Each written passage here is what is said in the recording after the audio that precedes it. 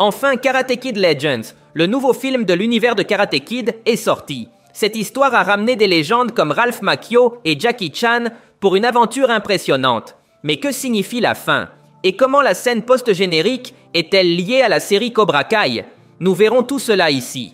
Aujourd'hui dans Charlital, nous allons faire une analyse de Karate Kid Legends et passer en revue toutes ces références et connexions que vous devez connaître. Prêt? Commençons.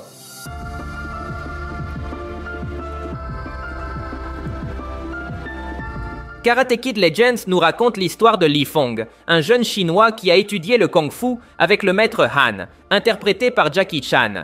Leur vie était bonne jusqu'au jour où le frère de Li est assassiné. Cela pousse la famille de Li à déménager à New York pour commencer une nouvelle vie. Mais tout se complique lorsqu'un nouveau rival entre en scène. Il s'agit de Connor Day, un jeune combattant qui tourmente Li. C'est essentiellement la même intrigue que nous avons vue dans de nombreux films de Karate Kid, et même dans la série Cobra Kai. Un jeune garçon arrive dans une nouvelle ville et tombe amoureux d'une fille. Mais un garçon violent, jaloux, apparaît et rend la vie impossible au protagoniste. Il devra donc chercher l'aide d'un sensei pour s'entraîner et, ensemble, vaincre le champion dans un tournoi d'arts martiaux. Cependant, il y a une différence importante. Cette fois, un seul sensei ne suffira pas. Monsieur Han est obligé d'appeler le premier Karate Kid, Daniel LaRusso, qui enseigne à Li Fong le style Miyagi-Do. Grâce à cette combinaison de styles, Li Fong parvient à vaincre Connor et trouve l'équilibre qui manquait à sa vie. Parlons de la scène post-générique.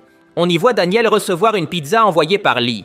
Mais le plus important, c'est l'apparition de la légende Johnny Lawrence, sensei de Cobra Kai. Johnny plaisante en disant qu'il devrait ouvrir une pizzeria au nom de Monsieur Miyagi. La scène est assez simple et amusante, mais elle implique aussi plusieurs choses importantes. Tout d'abord, cette scène nous confirme une fois de plus que Karate Kid Legends partage le même univers que la série Cobra Kai.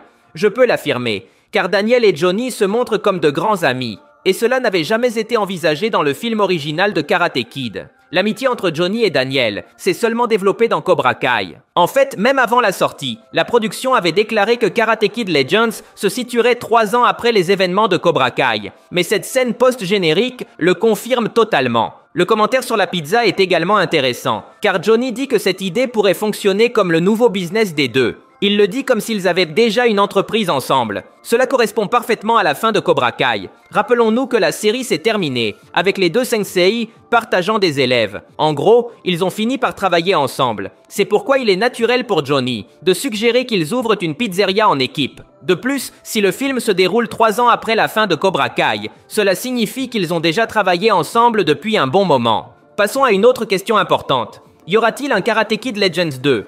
Pour le moment, il n'y a pas de confirmation officielle à ce sujet. L'acteur Ben Wang a mentionné dans des interviews que ce ne serait pas la fin de Li Fong. Il est très probable qu'il sache quelque chose que nous ignorons, mais tout dépendra du succès du premier film au box-office. Si vous me demandez, il pourrait facilement faire une suite avec Li, mais cette fois en le faisant participer à un tournoi mondial d'arts martiaux, quelque chose de similaire au Sekai Taikai de la série Cobra Kai. Ce serait le chemin logique pour continuer son histoire. Un tournoi mondial serait l'option parfaite pour ramener plus de personnages du Miyagi-verse. Par exemple, Johnny Lawrence, avec ses élèves de Cobra Kai, ou même faire revenir des personnages comme Dre Parker ou Cheng. Nous sommes tous d'accord pour dire que Karate Kid Legends manquait de connexion avec les films précédents. On voit que la production a voulu faire une histoire assez indépendante pour attirer de nouveaux publics. Mais dans la suite, il pourrait même prendre plus de risques. Une autre option intéressante serait de faire un film centré sur Cobra Kai. Il y a quelque temps, l'acteur Ralph Macchio a mentionné que si Karate Kid Legends marchait bien au box-office, il pourrait envisager de faire un film centré sur Cobra Kai. Cette possibilité semble beaucoup plus réelle grâce au caméo de Johnny Lawrence. On voit clairement que la production dispose totalement de William Zabka pour l'avenir.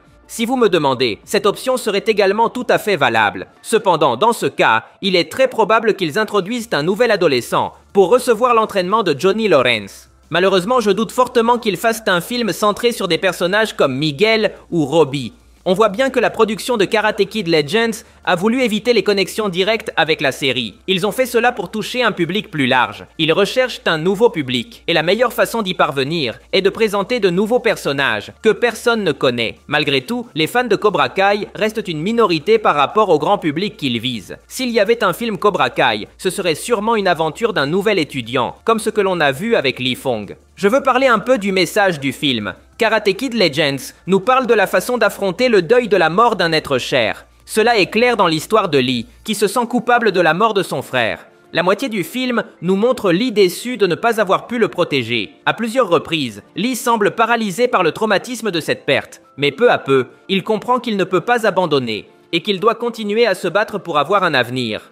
Le film raconte essentiellement l'histoire d'un adolescent qui essaie d'avancer. C'est pourquoi on le voit se faire de nouveaux amis et essayer de retrouver confiance en lui. Les arts martiaux servent de moyen pour surmonter sa tragédie. C'est une façon de nous montrer le deuil vécu par Lee Fong pour surmonter la mort de son frère, tout en gardant son héritage vivant à travers le kung-fu. C'est pour cela que Lee Fong bat Connor en utilisant le coup de pied de son frère. Mais cela a plus de profondeur. À la fin, Lee Fong n'a pas exécuté le coup de pied de manière classique, mais il l'a utilisé pour tendre un piège à Connor. C'est une technique de scénario pour nous dire que Lee garde bien vivant l'héritage de son frère avec son coup de pied, mais qu'il a su le modifier pour qu'il fonctionne mieux. C'est une manière d'exprimer que le passé est toujours vivant, mais qu'il peut continuer à s'améliorer. Le frère de Lee vivra toujours en lui, mais cela ne signifie pas que notre protagoniste restera bloqué. Il continuera à vivre en l'honneur de son frère. Je veux parler un peu de Monsieur Han. Cette fois, Jackie Chan interprète de nouveau le sensei que nous avons connu dans Karate Kid de l'année 2010. Dans cette histoire, c'était un homme brisé qui vivait dans la tristesse à cause de la mort de sa famille. Mais tout a changé quand il a rencontré Dre Parker, un jeune garçon qui lui a redonné l'envie de vivre. Ce film parlait aussi du deuil et de la manière de continuer à vivre. La même idée est répétée dans Karate Kid Legends. Le nouveau film ne fait pas beaucoup de références directes au film de Dre Parker. Cependant, on peut voir le résultat de cette aventure. Monsieur Han est maintenant un maître respecté dans la communauté chinoise. Mais le plus important est qu'il nous montre une personnalité lumineuse et aimable. Il a trouvé l'équilibre dans sa vie grâce à Dre Parker. Et c'est pour cela qu'il peut maintenant continuer à enseigner à d'autres élèves. Monsieur Han est passé par la même chose que Lee dans le passé. C'est pourquoi il essaie maintenant de l'aider. Il sait parfaitement ce que cela signifie de perdre sa famille. J'aimerais faire une analyse similaire de Daniel LaRusso, mais malheureusement, le film lui a donné très peu de temps à l'écran. On ne nous montre rien de sa vie, ou de ce qui lui est arrivé après la trilogie Karate Kid. Nous devons donc nous contenter de ce que nous avons vu dans Cobra Kai. Dans cette série, nous apprécions le développement de Daniel, et le film ne change rien à cela. La seule chose que l'on peut dire, c'est que Ralph Macchio et William Zabka sont de retour sur grand écran, donc ils ont de nombreuses possibilités de jouer ensemble dans un nouveau film. Mais tout dépendra du succès de Karate Kid Legends. C'est tout pour aujourd'hui. Si vous avez aimé la vidéo, cela m'aiderait beaucoup que vous laissiez un like. Ce serait légendaire. De plus, n'oubliez pas de vous abonner pour voir plus de vidéos comme celle-ci. Merci de m'avoir écouté. Je m'appelle Charlie et on se voit dans le futur.